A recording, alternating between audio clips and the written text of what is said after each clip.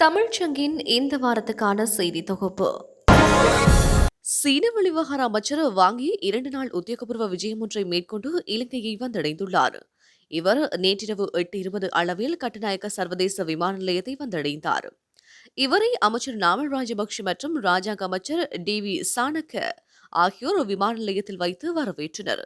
இரு நாடுகளுக்கும் இடையிலான ராஜதந்திர உறவுகளை ஸ்தாபித்து 65 ஆண்டுகள் நிறைவை முன்னிட்டு சீன வெளிவிவகார அமைச்சர் இலங்கையை வந்தடைந்துள்ளார். தூதுக்குழுவினருடன் இலங்கைக்கு விஜயம் மேற்கொண்டுள்ள சீன வெளிவிவகார அமைச்சர் பல்வேறு முக்கிய சந்திப்புகளை மேற்கொள்ள உள்ளார். அத்துடன் கொழும்பு துறைமுக நகருக்கும் அவர் பயணம் மேற்கொள்ள உள்ளார். ஸ்ரீலங்கா ஜனாதிபதி கோட்டாபய ராஜபக்ஷவின் எதிர்கால திட்டங்களுக்கு ஒத்துழைப்பு வழங்குவது நாட்டு மக்கள் அனைவரினதும் கடமை என ரஜரட்ட பல்கலைக்கழகத்தின் வேந்தர் ஈத்தல வெட்டுணுவிவி ஞானதிலக்க தேரர் தெரிவித்தார். ஸ்ரீலங்கா ஜனாதிபதி மிரிசவெட்டிய விகராதிகாரி தேரரை சந்தித்து கலந்துரையாடினார். இதன்போது இலங்கை பெரும் கடன் சுமையை எதிர்கொண்டுள்ள போதிலும் மக்கள் சுதந்திரமாக வாழ வாய்ப்பளித்திருப்பது ஏனைய உலக நாடுகளுக்கு எடுத்துக்காட்டாக அமைந்துள்ளது என்றும் தேரர் சுட்டிக்காட்டினார். கொரோனா தொற்று நோயிலிருந்து மக்களை காப்பாற்றி மக்கள் உயிர் வாழும் சுதந்திரத்தை இருமுறை ஜனாதிபதி வழங்கியுள்ளதாக இவர் கூறியுள்ளார். புதிய பொதுமைப்படுத்தலின் கீழ் மக்களின் வாழ்க்கை முறையை கொண்டு செல்வதற்கு ஜனாதிபதியின் வேலை திட்டங்கள் ஆத்ம சக்தியாக அமைந்துள்ளன என்றும் அவர் குறிப்பிட்டார். நாட்டிற்கு தேவையான கொரோனா தடுப்பூசிகள் மற்றும் செயலூக்கி தடுப்பூசிகளை பெற்றுக்கொள்ளும் நடவடிக்கை இன்றுடன் நிறைவடையும் என அரசு மருந்தாக்கல் கூட்டுத்தாபனத்தின் தலைவர் வைத்தியர் பிரசன்ன குணசேன தெரிவித்துள்ளார். நாட்டுக்கு இறக்குமதி செய்யப்பட்ட அஸ்ட்ராசெனேகா, மொடர்னா, ஸ்புட்னிக், சைனோஃபா மற்றும் ஃபைசர் தடுப்பூசிகளின் மொத்த எண்ணிக்கை 4,85,60,424 பதிவாகியுள்ளது என அவர் தனது உத்தியோகபூர்வ ஃபேஸ்புக் கணக்கில் பதிவொன்றை இட்டுள்ளார். இதில் 6.8 மில்லியன் தடுப்பூசிகள் நன்கொடையாக பெறப்பட்டவை என அவர் குறிப்பிட்டுள்ளார். அத்துடன் கொள்வனவு செய்யப்பட்ட ஒவ்வொரு தடுப்பூசியினதும் விலை 5 முதல் 7.5 அமெரிக்க டாலர்கள் எனவும் வைத்தியர் பிரசன்ன குணசேன தெரிவித்துள்ளார். ஏற்றுமதி வருமானத்தை மாற்றுவதற்கான விதிகள் தொழிலாளர்களின் பணம் அனுப்புதல் மற்றும் புலம்பெயர்ந்த தொழிலாளர்களுக்கு பொருந்தாது என இலங்கை மத்திய வங்கி அறிவித்துள்ளது. இலங்கை மத்திய வங்கியினால் அண்மையில் வெளியிடப்பட்ட மீள் அனுப்புதல் மற்றும் ஏற்றுமதி வருமானத்தை இலங்கை ரூபாவாக மாற்றுவது தொடர்பான விதிகள் தவறாக புரிந்து கொள்ளப்பட்டுள்ளதாக தெரிவிக்கப்பட்டுள்ளது.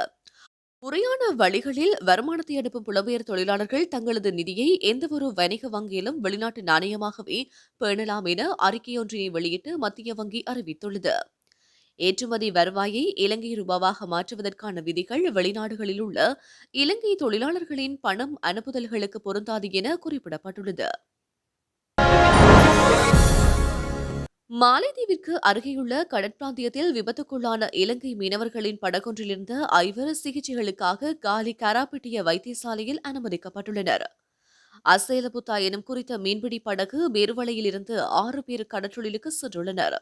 குறித்த படகுடனான தொடர்புகள் துண்டிக்கப்பட்டுள்ளதாக படகின் உரிமையாளர் கடந்த 5ஆம் தேதி பேருவளை போலீஸ் நிலையத்தில் முறையிட்டிருந்தார்.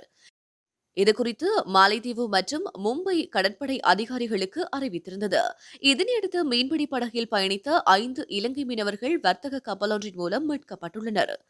குறித்த படகில் 6 மீனவர்கள் பயணித்துள்ளதுடன் ஒருவர் காணாமற் போயுள்ளதாக கடற்படை பேச்சாளர் கேப்டன் இந்திகடி சில்வா தெரிவித்துள்ளார். முல்லைத்தீவு புதுமாத்தளன் கடற்கரை பகுதியில் மண்ணுள் புதையுண்ட உளவு இயந்திரத்தின் பாகங்கள் சில மீனவர்களால் இனங்காணப்பட்டுள்ளது. தற்போது முல்லைத்தீவு மாவட்டத்தில் கடல் சீற்றம் அதிகமாக காணப்படும் நிலையில் கடற்கரையில் அலையின் தாக்கம் அதிகமாக காணப்படுகிறது.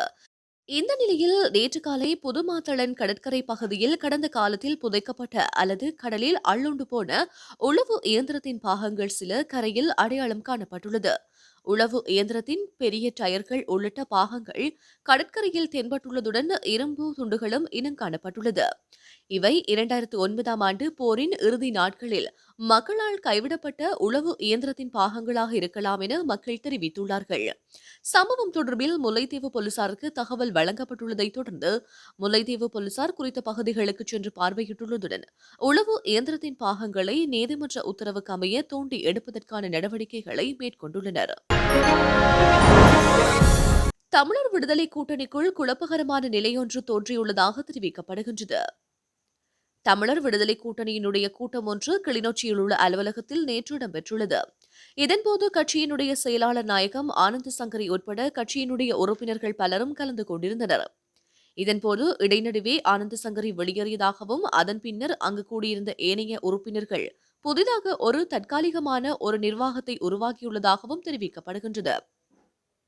இது தொடர்பாக நேற்று மாலை 6 மணியளவில் யாழ் ஊடக மையத்தில் இடம்பெற்ற ஊடக சந்திப்பில் கலந்து கொண்டு கருத்து தெரிவித்த கட்சியின் ஒரு பிரிவினர் கட்சிக்கு தற்காலிகமாக புதிய நிர்வாகத்தை தெரிவு செய்ததாக தெரிவித்தனர்.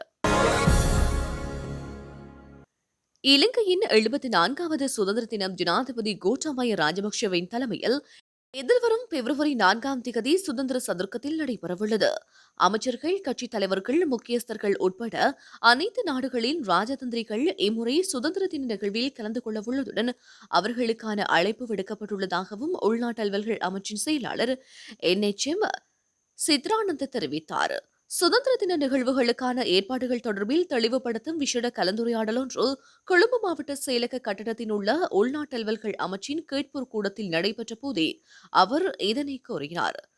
சுதந்திர தின நிகழ்வுகள் நாட்டில் நடைமுறையில் உள்ள சுகாதார வழிகாட்டல்களுக்கு அமைய நடைபெறவுள்ளதாகவும் கூறினார். நிகழ்வு நடைபெறும் சுதந்திர சதுர்க்கத்தையொட்டிய பிரதேசங்கள் பலத்த பாதுகாப்பு ஏற்படுத்தப்படுவதுடன் நிகழ்வில் பங்கு பெற்றுவோருக்கான பொது வசதிகள் ஏற்படுத்தப்பட்டுள்ளன. சுதந்திர தின நிகழ்வுகளின் முக்கிய அம்சமான முப்படை வீரர்களின் அணிவகுப்பில் இம்முறை 6783 வீரர்கள் பங்கு பெற்றவுள்ளனர். எதிர்வரும் 29ஆம் தேதி முதல் ஒத்திகை நடவடிக்கைகள் இடம்பெறுவதுடன் ஒத்திகை நேரம் தவிர்ந்த ஏனைய காலங்களில் பொதுமக்களுக்கு அசௌகரியம் ஏற்படாத வகையில் வீதிகளை திறப்பதற்கு நடவடிக்கை எடுக்கப்பட்டுள்ளது. நிகழ்வில் தேசிய கீதம் இசைப்பதற்காக 45 பாடசாலை மாணவர்கள் கலந்து கொள்ளவுள்ளனர். இம்முறை சுதந்திர தின நிகழ்வுகளை பார்வையிடுவதற்கு பொதுமக்களுக்கு அனுமதி வழங்கப்படவில்லை. எனினும் கடந்த வருடங்களைப் போன்று வீதியில் இரு மரங்குகளிலும் இருந்து நிகழ்வுகளை பார்வையிடுவதற்கு மக்களுக்கு அனுமதி வழங்கப்பட்டுள்ளது என்றும் அவர் மேலும் தெரிவித்தார். உத்தரப்பிரதேசம், உத்தரகாண்ட், பஞ்சாப், கோவா, மணிப்பூர் ஆகிய 5 மாநிலங்களின் சட்டசபை தேர்தல்களை ஒரே தடவையில் நடத்த தீர்மானிக்கப்பட்டுள்ளது. இந்த அறிவிப்பை தலைமை தேர்தல் ஆணையாளர் சுசில் சந்திரான் அறிவித்துள்ளார். தேர்தல் பணியில் ஈடுபடும் மத்திய மாநில அதிகாரிகள் அனைவரும் 2 தவணை கொரோனா தடுப்பூசி செலுத்தியிருக்க வேண்டும் என அறிவுறுத்தப்பட்டுள்ளது. 80 வயதை கடந்த மூத்த குடிமக்கள், மாற்றுத்திறனாளிகள் தபால் வாக்கு அளிக்கலாம் எனவும் கொரோனா பரவலை கருத்தில் கொண்டு பிரசாரங்களுக்கு கட்டுப்பாடுகள் விதிக்கப்பட்டுள்ளதாகவும் கூறப்பட்டுள்ளது. தேர்தல் அறிக்கை ஜனவரி 14ஆம் தேதி வெளியிடப்படவுள்ளதுடன் அன்றே வேட்புமனு தாக்கல் தொடங்கவுள்ளது. 5 மாநிலங்களிலும் பிப்ரவரி 10ஆம் தேதி முதல் மார்ச் 7ஆம் தேதி வரை 7 கட்டங்களாக சட்டமன்ற தேர்தல்கள் நடத்தப்படவுள்ளன. பிப்ரவரி 10ஆம் தேதி முதற்கட்ட தேர்தல்கள் நடைபெறவுள்ளன. பிப்ரவரி 14, பிப்ரவரி 20, பிப்ரவரி 23, பிப்ரவரி 27, மார்ச் 3, மார்ச் 7 ஆகிய நாட்களில் அடுத்தடுத்த கட்ட தேர்தல்கள் நடைபெறுகின்றன. 5 மாநில தேர்தல்களில் பதிவான வாக்குகள் மார்ச் 10ஆம் தேதி எண்ணப்படவுள்ளன. பாகிஸ்தானில் கடும் பனிப்பொழிவில் சிக்கி 20க்கும் மேற்பட்டவர்கள் உயிரிழந்துள்ளனர். பிரபல மலை வாசஸ்தலமான முர்ரியில் கடந்த வாரம் முதல் பனிப்பொழிவு ஏற்பட்டுள்ளது. பனிப்போர்வை போர்த்திய ரம்மியமான அப்பகுதியை பார்வையிட சுற்றுலா பயணிகள் வாகனங்களில் சென்றிருந்தனர். சுமார் 1 லட்சம் வாகனங்கள் முர்ரி நோக்கி சென்றமையினால் கடும் வாகன நெரிசல் ஏற்பட்டது. இந்நிலையில் பனிப்பொழிவு அதிகரித்தமையினால் வாகனங்களில் இருந்தவர்களை ராணுவம் மற்றும் போலீசார் இணைத்து மீட்கும் பணியில் ஈடுபட்டுள்ளனர். அத்துடன் வாகனங்களில் சிக்கிய சுற்றுலா பயணிகள் கடுமையான குளிர் காரணமாக உயிரிழந்தனர். சுமார் 23,000 வாகனங்கள் பாதுகாப்பாக மீட்கப்பட்டு முறையிலிருந்து வெளியே கொண்டு செல்லப்பட்டுள்ளன. இன்னும் சுமார் 1000 வாகனங்கள் சிக்கியுள்ள நிலையில் மீட்புப் பணிகள் தொடர்ந்தும் நடைபெறுகின்றன. கடும் பனிப்பொழிவால் சுற்றுலா பயணிகள் பலர் இறந்ததை அடுத்து முறை பகுதியை இயற்கை பேரிடரால் பாதிக்கப்பட்ட பகுதியாக பஞ்சாப் மாகாண அரசு அறிவித்துள்ளது. மருத்துவமனைகள், காவல் நிலையங்கள் மற்றும் நிர்வாக அலுவலகங்களில் அவசர நிலை பிரகடனம் செய்யப்பட்டுள்ளது. முறை நோக்கி செல்லும் வாகனங்களுக்கும் தடை விதிக்கப்பட்டுள்ளது.